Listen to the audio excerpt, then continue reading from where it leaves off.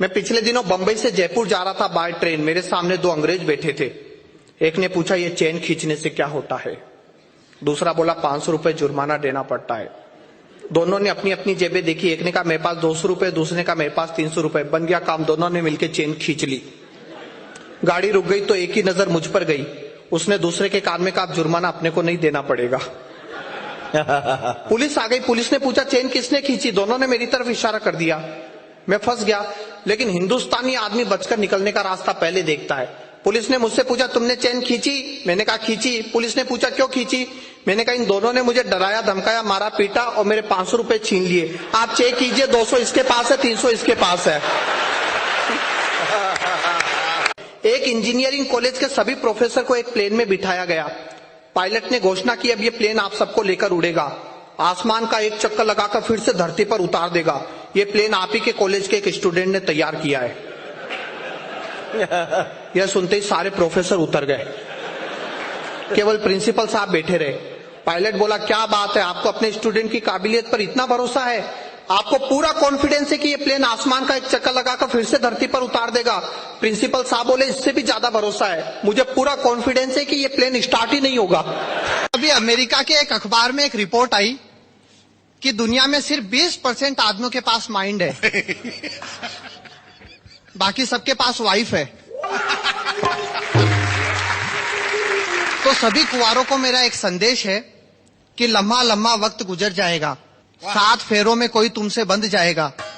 अभी भी वक्त है, 2-4 अफेयर कर लो, क्या पता कल कौन सा सैंपल तुम्हारे गले पड़ जाएगा। बच्चे से पूछा गाली को शुद्ध हिंदी में क्या कहते हैं, तो उसने गाली की परिभाषा दी, अत्यधिक क्रोध आने पर शारीरिक रूप से हिंसा न करते हुए मानसिक रूप से की गई हिंसा के लिए चुने हुए शब्दों का समूह।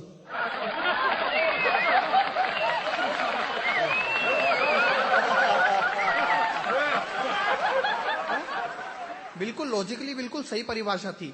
अत्यधिक क्रोध आने पर शारीरिक रूप से हिंसा न करते हुए मानसिक रूप से की गई हिंसा के लिए चुने हुए शब्दों का समूह, जिसके उच्चारण के पश्चात मन को असीम शांति का अनुभव प्राप्त होता है।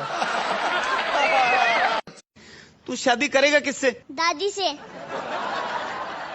ओए शर्म नहीं आती दादी से? वो मेरी माँ है। हाँ तो आपने मेरी माँ से क्यों शादी की?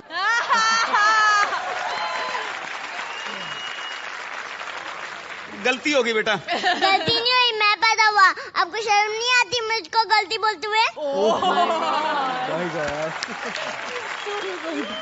बेटा इसमें शर्म की क्या बात है, मैं तेरा पापा हूँ बस। पापा आएंगे घर पे, यहाँ पर कोई पापा बूपा।